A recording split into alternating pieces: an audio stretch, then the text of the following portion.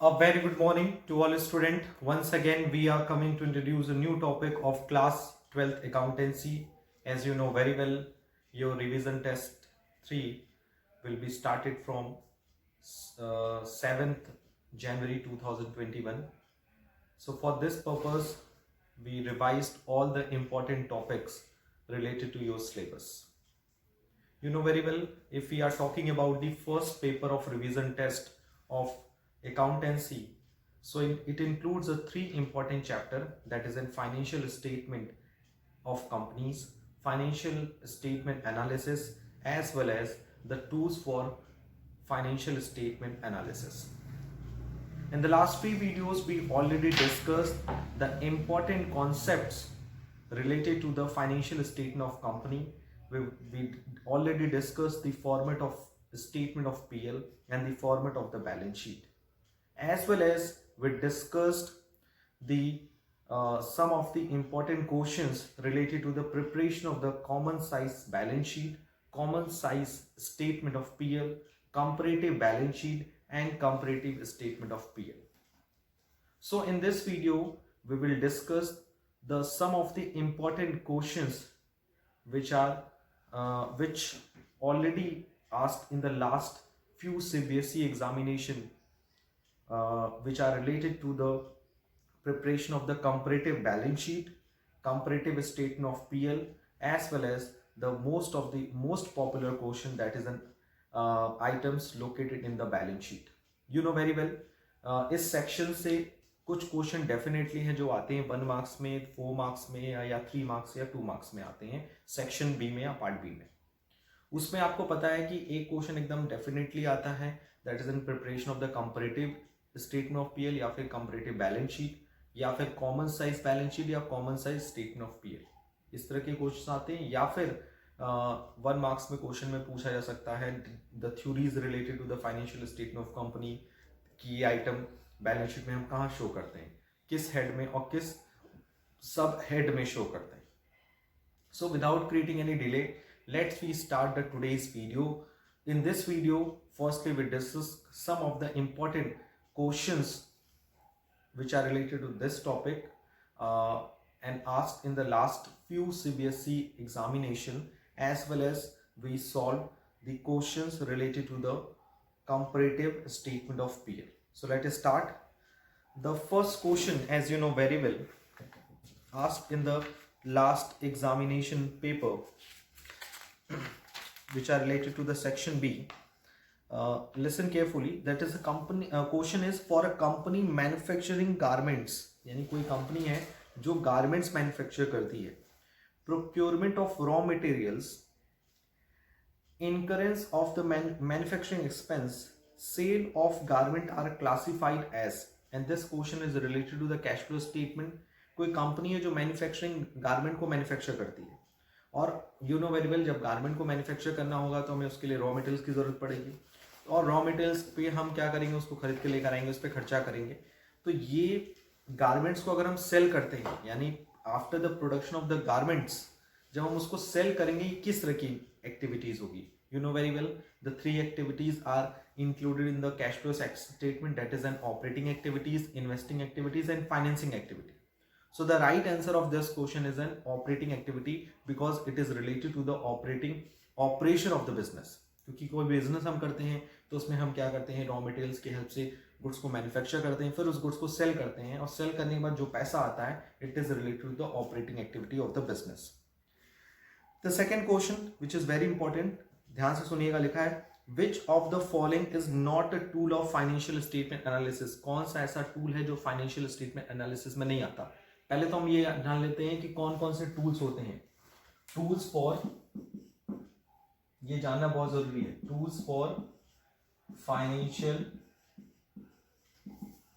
Statement analysis.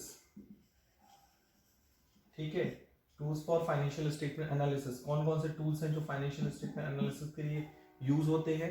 First is comparative statement. Second common size statement. Third one is trend analysis, fourth is accounting ratio, fifth will be a cash flow statement. इतने जो topics हैं ये आपके syllabus में include हैं, but apart from this, यानी apart from comparative, common, trend, accounting ratio and cash flow statement, और भी कई सारे टूल्स हैं जो हम फाइनेंशियल स्टेटमेंट एनालिसिस के लिए यूज करते हैं. Like if you are talking other की अगर हम बात करें, लाइक फंड फ्लो स्टेटमेंट, ये भी एक तरह का एनालिसिस का एक स्टेटमेंट होता है जिसकी हेल्प से हम अपने फाइनेंशियल स्टेटमेंट को एनालाइज करते हैं. और कौन कौन सा होता है, और अगर आप देखोगे ब्रेक इवन पॉइंट एनालिसिस, नाम सुना होगा आप लोगों ने. नो प्रॉफिट नो लॉस एक ऐसा पॉइंट होता है बिजनेस में जिसमें हम कैलकुलेट करते हैं और अपने फाइनेंशियल स्टेटमेंट को एनालाइज करते हैं with the help of the break even point analysis, BP.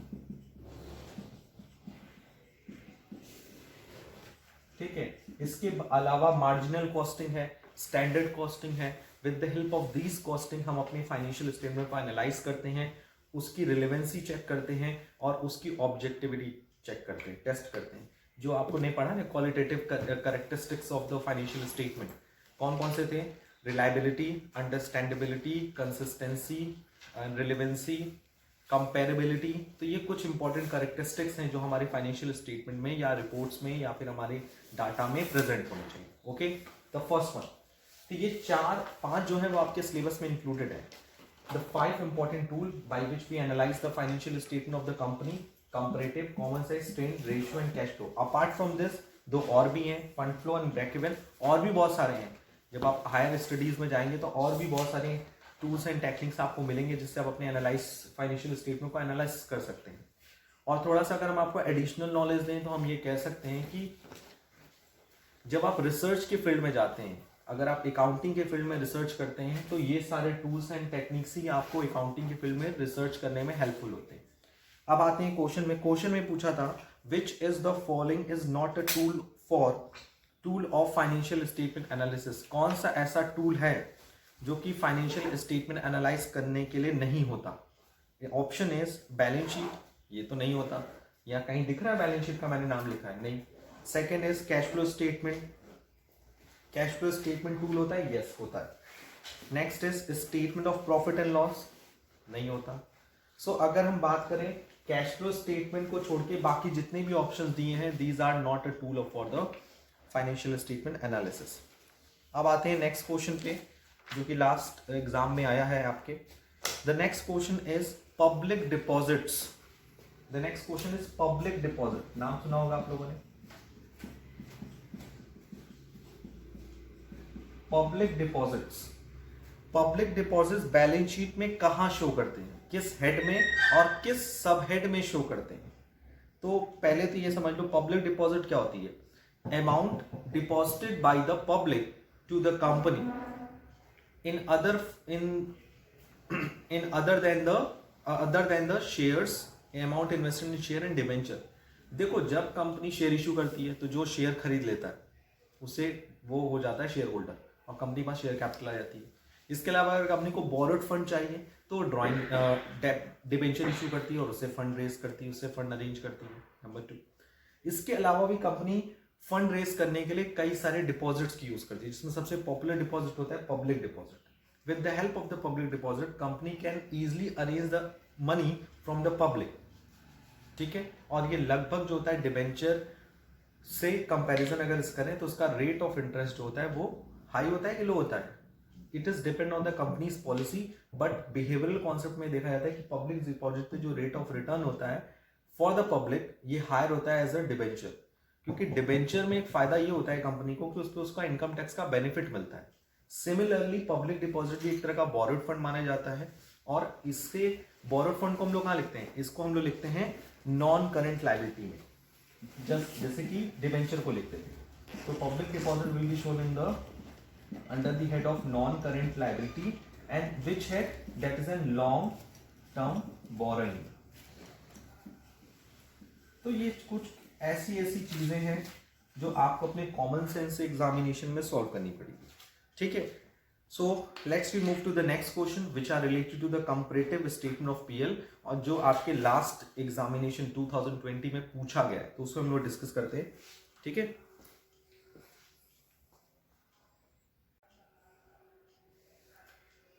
Now we are moving to the next question,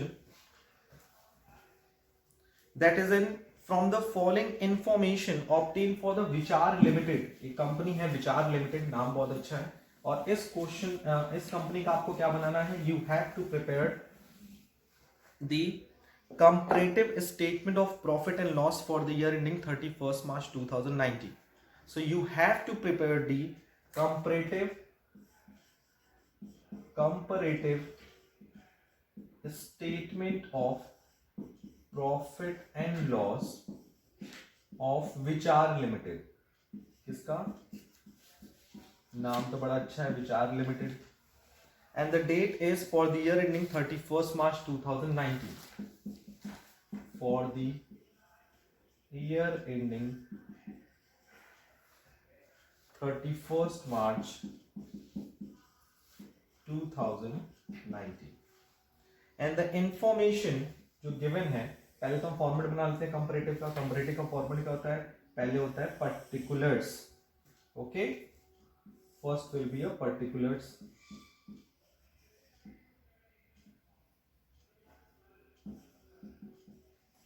second will be a note number. Third होता है आपका amount previous year and current year, जिसे हम लोग बोलते हैं absolute amount.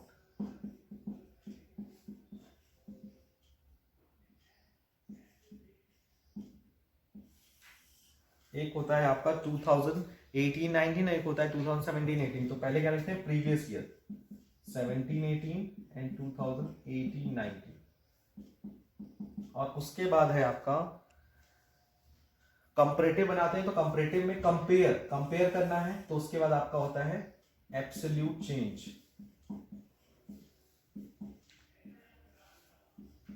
और उसके बाद होता है परसेंटेज ऑफ एब्सोल्यूट चेंज, यानी जो चेंज आया है उसका परसेंटेज क्या है, या इसको हम लोग बोलते हैं परसेंटेज चेंज, इंक्रीज या डिक्रीज.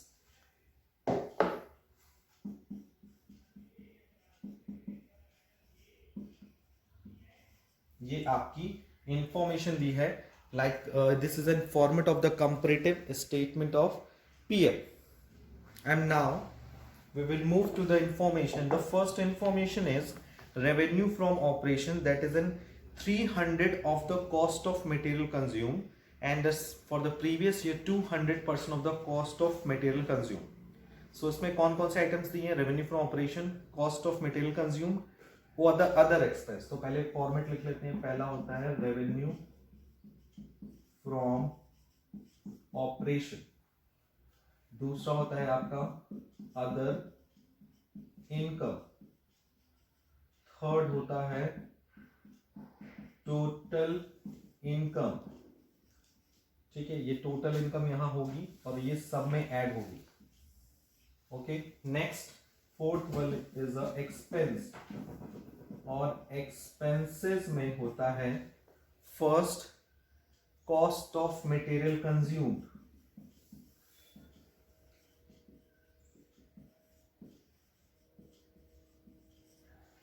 नेक्स्ट होता है other expense,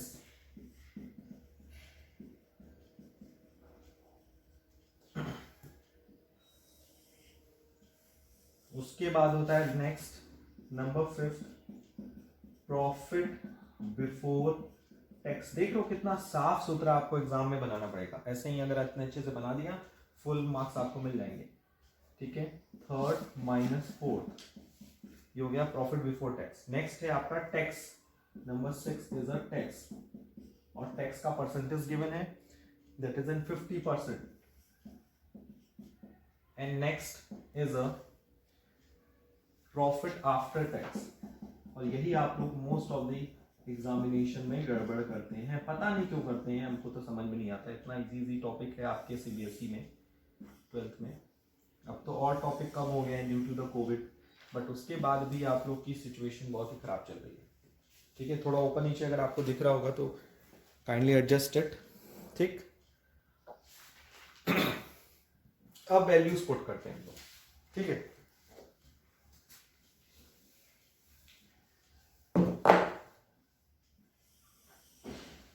If we putting the values in this format, so values given, cost of material is 4 lakh and 2 lakh. So previous year 2 lakh and current year is 4 lakh. Other expense, the information is that is an revenue from operation is 300% of cost of material consumed, and for the previous years 200%. तो इसका 200% कितना होगा 40 लाख, और 4 लाख का 300% कितना आएगा 12 लाख। 4 लाख का 4 लाख का कितना परसेंट बोला है 200%, तो 4 लाख का 200% कितना हो जाएगा 80 लाख। 200%, नॉट अ 2%, 200% मतलब जस्ट डबल। तो 4 लाख का 200 कितना हो जाएगा 8 लाख, और 2 लाख का लिखा है ना प्रीवियस है 2 लाख का 200%, तो दैट इज एन 4 लाख। और पहले मैं एक साल का कर लेता हूं, प्रीवियस ईयर की वैल्यू कितनी है 2 लाख, और लिखा है 200% of the cost of material, तो 2 लाख का 200% is just double. Other expense बोला है 20% of the cost of material consume, इसका 20%, 2 लाख का 20% कितना आएगा 40,000। वैल्यूज पुट हो गई। अब करंट ईयर में आते हैं। करंट ईयर में लिखा है 4 lakh of cost of material consume, और वैल्यूज है 300% of the just triple means 4 lakh का ट्रिपल कितना आएगा 12 लाख, और कॉस्ट ऑफ मटेरियल कंज्यूम कर बोला है 20%, तो इसका 20% कितना आएगा 80,000। ये आ जाएगा 4,40,000, ये आ जाएगा 12,80,000, and sorry for that, and that is an other expense is 40,000, this is an 80,000. other income is not given in this question, मैंने other expense की जगह other income लिख दिया, इसको छोड़ दो, ये जीरो यहाँ से इसको हटा दो, ये तो सिमिलर होता है, ये हो जाएगा टोटल एक्सपेंस आपका आ जाएगा 2,40,000, 4,80,000। ठीक, profit before tax 4 lakh minus 2,40,000, that is an 1,60,000। 12 lakh minus 4 lakh 80,000, that is an 7,20,000. So 4 lakh minus 240 is 160, 12 lakh minus 420, that is 7,20,000, and tax rate is 50%, so 1,60,000 का 50% is 80,000, so profit after tax is 80,000, and 7,20,000 का 50% is 2 3s are 6, 3,60,000, so profit after tax is 3,60,000. And now we are talking about the absolute change. Absolute change, that is in current year minus previous year. Current year is 12 lakh, previous year is 4 lakh. So I will check my answer. If we check my answer, so we can see that 2 lakh, 4 lakh, and 2 lakh 40, 160, 750. Yes, if we are talking about the absolute change, that is in current year minus previous year, it is an 8 lakh. Second में कुछ नहीं है, ये भी same होगा 8 लाख। यहाँ पे change कितना आ रहा है 2 लाख प्लस में, यहाँ 40,000 प्लस में, और यहाँ चेंजेस कितना हो रहा है 2,40,000 का चेंजेस आ रहा है। 160 एंड 720 का डिफरेंस, 160 एंड 720 का डिफरेंस, दैट इज इन 5,60,000, और 80 एंड इसका डिफरेंस कितना है 2,40,000। ये ब्रैकेट में इसलिए लिखा जाता है बिकॉज हम इसको माइनस कर रहे हैं, सो एब्सोल्यूट चेंज जो है वो भी क्या होगा माइनस में है 280, एंड लास्ट इज 80 एंड 3 से, दैट इज इन 280।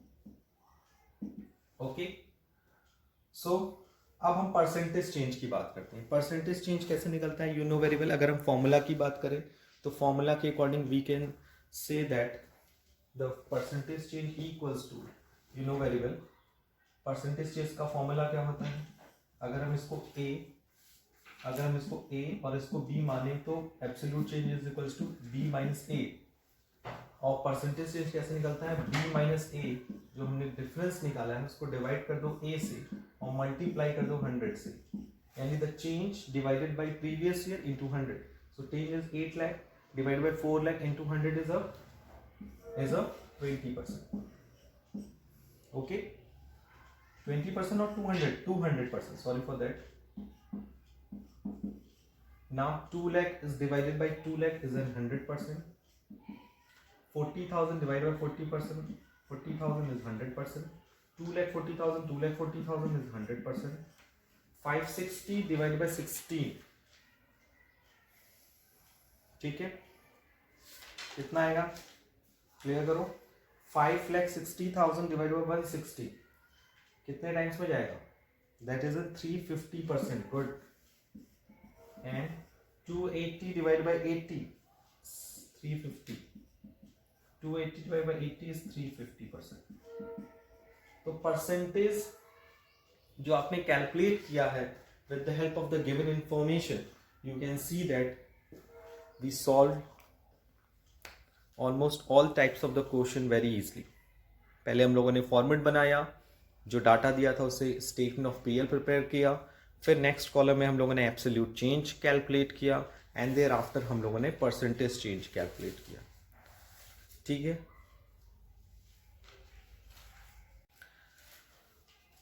चलिए इसी क्वेश्चन का हम लोग कंपैरेटिव बना लिया. अब हम इसी क्वेश्चन का हम लोग कॉमन साइज प्रिपेयर करते हैं. ठीक है, आपकी हेल्प से, क्योंकि ये लास्ट ईयर एग्जामिनेशन में आया है. सो ये हमारी रिस्पॉन्सिबिलिटी बन जाती है कि अगर हम दोनों तरह से नहीं चलेंगे, कि हो सकता है नेक्स्ट ईयर इस साल सेम क्वेश्चन आए, कुछ वैल्यू चेंज करके और कंपैरेटिव ना देकर क्या दे दे, कॉमन साइज. तो अगर लास्ट ईयर कंपैरेटिव आता है तो इस साल चांसेस होते हैं कॉमन साइज आने के. अगर कॉमन साइज नहीं आएगा तो मिसिंग फिगर आ सकता है. सो लास्ट ईयर कंपैरेटिव आ चुका है तो इस साल कॉमन पे ज्यादा ध्यान दीजिए आप लोग.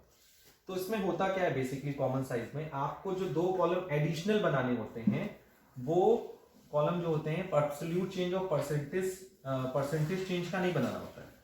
दोनों ही कॉलम परसेंटेज के बनते हैं. But you know very well, statement of PL के केस में, स्टेटमेंट ऑफ पीएल के केस में कॉमन साइज जो होता है, जो कॉमन फैक्टर होता है रेवेन्यू फ्रॉम ऑपरेशन.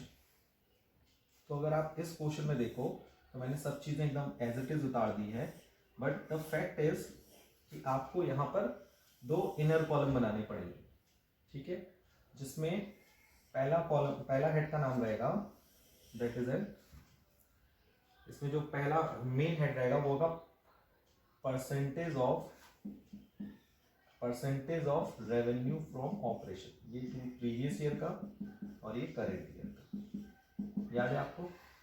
और उसमें हम लोग क्या करेंगे, रेवेन्यू फ्रॉम ऑपरेशन, सारे आइटम्स जो दिए हैं उसको डिवाइड करेंगे रेवेन्यू फ्रॉम ऑपरेशन से. सो 4 lakh divided by 4 lakh into 100 is 100. 4 lakh divided by 4 lakh, 2 lakh divided by 4 lakh, ये हो गया आपका 50%. 40,000 डिवाइडेड बाय 4 लाख, ये हो गया 10%. 2,40,000 divided by 4 lakh is 60%. 80,000 divided by 4 lakh, 80,000 divided by 4 lakh, ये हो जाएगा आपका 160 की. अगर हम लोग बात करें तो ये इससे पहले 160 है, तो 160 डिवाइड बाय 4 लाख तो कितना आएगा, काउंट कर लो सब लोग, 40% आएगा. 80 और ये हो जाएगा 20% और ये भी हो जाएगा 20%. तो आप लोगों ने देखा percentage of revenue from operation calculate करते हैं, जितने भी आइटम्स की वैल्यू है it will always divided by the revenue from operation. इसको हम रेवेन्यू फ्रॉम ऑपरेशन से ही डिवाइड करेंगे. और अगर हम करंट ईयर की बात करें, करंट ईयर की अगर हम लोग बात करें तो करंट ईयर में कितना है, 12 lakh divided by 12 lakh into 100 that is 100%. ये तो एज इट इज वही रहेगा. 4 lakh divided by 12 lakh is 30%. 80,000 divided by this, तो कितना हो जाएगा, कैलकुलेट करना पड़ेगा इसके लिए. तो आपको 80 डिवाइडेड बाय 120, 2/3 है, तो दिस इज कॉल्ड 66.67%. सिमिलरली दोनों को ऐड कर लो तो बात वही हो जाएगी आपकी, क्योंकि जब 4 lakh and 80,000 it is 30% and 66, 480 is divided by 12 lakh. मुझे लग रहा है 4 लाख डिवाइडेड बाय 12 लाख, तो ये हो जाएगा 1/3, तो ये हो जाएगा 1/3 is 33.33%. So 4 lakh divided by 12 lakh, यहाँ कैलकुलेट करना पड़ेगा. 4 is divide by 12, 1333.33%. Next is 80,000. 80,000 divided by 120. 2/3 means which percentage? 66.67%. Am I correct? No, it is in 6.67% according to me. Okay, तो इसको एक बार चेक कर लेना तुम लोग. मुझे लगता है ये this is an 6.67%. And 4,80,000 divided by 12 lakh is 39, is a 40%. And 7,20,000 divided by 120 is a 60%. 360 divided by that is a 30%, and this is a 30%. बस थोड़ा बहुत आपको दिमाग लगाना. देखो मैंने ही बिना किसी कैलकुलेटर के यूज से सेम क्वेश्चंस को बस फॉर्मेट बनाने में जो टाइम लगता है वो लगता है. बाकी जो सॉल्यूशंस हैं, क्वेश्चंस को सॉल्व करने का तरीका है वो सिमिलरली वैसा ही है जैसा हम लोग करते आए. बट आपका कैलकुलेशन क्लियर होना चाहिए. बीच में कहीं कहीं आपसे मिस्टेक हो सकती है. We are a human being. But अगर आपका कैलकुलेशन, अगर आपने एकदम पेशेंस रख के कॉन्सेंट्रेट होकर अगर आप क्वेश्चन को सॉल्व करते हैं तो मुझे नहीं लगता कि कहीं कोई प्रॉब्लम आएगी. तो चलिए अब हम लोग डिस्कस करते हैं कुछ questions which are related to the items shown under the balance sheet, whether it is related to the which head. Means कुछ आइटम्स रहेंगे, वो किस हेड और सब हेड में आते हैं उस पर हम लोग डिस्कस करेंगे. ठीक है, so let's we move to the next topic. The first item is loose tool. So थोड़ा सा सोचिए, लूज टूल हम लोग कहां शो करते हैं? In the balance sheet of the company. Loose tool will be shown in the under the head of the current assets. Very good, current assets में show करते हैं. And the sub head is inventory. ऐसे आपको recall करना पड़ेगा क्योंकि loose tool is not a part of the non current assets, it is a part of the current assets. And current assets में कई सारे हेड्स होते हैं जैसे short term loans and advance, trade receivables, cash in, cash equivalent, inventories. और inventories में ही आता है आपका लूज टूल. द सेकेंड जो कि एग्जाम में पूछा गया था, that is in capital redemption reserve. The second one is a capital redemption reserve. नाम से ही क्लियर है, रिजर्व. रिजर्व कहां लिखते हैं? लायबिलिटी में. लायबिलिटी में 3 मेजर हेड होते हैं, share holder fund, non current liability और करेंट लायबिलिटी. तो जाहिर सी बात है इसको हम लोग कहां शो करेंगे? That is in share holder fund में. और शेयर होल्डर फंड के किस सब हेड में इसको शो करते हैं? 2 होता है, एक शेयर कैपिटल, एक reserve and surplus. So it will be shown in the reserve and surplus. Now the third item is share for future account. Share for future account. Okay, what is share for future account? As you know very well, share for future account is the account which are used at the time of the forfeiture of the share. यानी जब कोई share पे कोई भी calls money या allotment money नहीं देता तो उसके शेयर को कंपनी क्या कर लेती है? फॉरफीट कर लेती है. और उस फॉरफीचर मनी को एक स्पेसिफिक अमाउंट अकाउंट में ट्रांसफर कर देती है, which is known as the share forfeiture account. तो share forfeiture account it is an profit on the share. और शेयर का जो प्रॉफिट होता है वो रीइश्यू के बाद कहां ट्रांसफर हो जाता है? कैपिटल रिजर्व में. लेकिन रीइश्यू के पहले वो किस अकाउंट में रहता है? शेयर फॉर फ्यूचर अकाउंट में. इसीलिए ये भी शेयर होल्डर फंड में जाता है, बट रिजर्व में नहीं जाता, कैपिटल रिजर्व में नहीं जाता. ये कहां रहता है? It will be shown under the share capital. इसे शेयर कैपिटल में ही रहने देते हैं, यानी शेयर कैपिटल में subscribe and paid up capital में इसको ऐड कर देते हैं. The next and the very important is mining rights. नाम से थोड़ा सा समझिए, माइनिंग राइट्स. राइट से आपके पास माइंस का, यानी आप माइंस को एक्सट्रैक्ट कर सकते हैं. उससे आप क्या कर सकते हैं? कोल को या जिस भी चीज की माइन है उस पर आप उसको नेचुरल रिसोर्सेज को एक्सट्रैक्ट कर सकते हैं. तो इस तरह के राइट्स आपको एक तरह के स्पेशल राइट्स होते हैं. और ये राइट्स आपकी एसेट्स होती हैं। तो शॉर्ट टर्म एसेट्स तो होगी नहीं, क्योंकि माइनिंग राइट्स कई सालों के लिए मिलते हैं, जैसे 10 साल, 15 साल, 20 साल के लिए मिल गए, तो ये पहले तो आपका हो गया नॉन करेंट एसेट्स। ठीक है, अब ये नॉन करेंट एसेट्स हुआ and it will be shown in the which head. Non current assets है, तो नॉन करेंट एसेट में क्या होता है, टेंजिबल, इंटेंजिबल। फिक्स एसेट्स का टेंजिबल, इंटेंजिबल, और non current investment. Non current investment ये फिक्स एसेट्स के इंटेंजिबल पार्ट में काउंट होता है। कहां काउंट होता है, इंटेंजिबल पार्ट में। So these are the 4 important item जो कि एग्जामिनेशन में पूछे गए थे। आइए कुछ और आइटम्स पे भी हम लोग डिस्कस कर लेते हैं। Item number 5th, item number 5th is, नाम से थोड़ा सा वो करिएगा आप लोग, अंदाजा लगाइएगा। दैट इज एन 10% डिबेंचर, यानी कंपनी ने डिबेंचर इशू किया 10%। सो 10% डिबेंचर। अब पहले डिबेंचर इशू करता है तो पहले ये बताओ ये सोर्स ऑफ फंड का कौन सा है डिबेंचर, ओनर्स फंड है कि बोरोड फंड है। It is N borrowed fund. Owner's fund कहां शो करते हैं, शेयर होल्डर फंड में। बोरोड फंड कहां शो करते हैं, नॉन करेंट लायबिलिटी। सो इसे हम लोग शो करेंगे नॉन करेंट लायबिलिटी में शो करेंगे, और नॉन करेंट लायबिलिटी के किस हेड में शो करेंगे, लॉन्ग टर्म बोरोइंग में शो करेंगे। क्योंकि कोई भी कंपनी जब भी लॉन्ग टर्म बेसिस पे लोन लेती है तो वो क्या करती है, 10% डिबेंचर इशू करती है। ओके,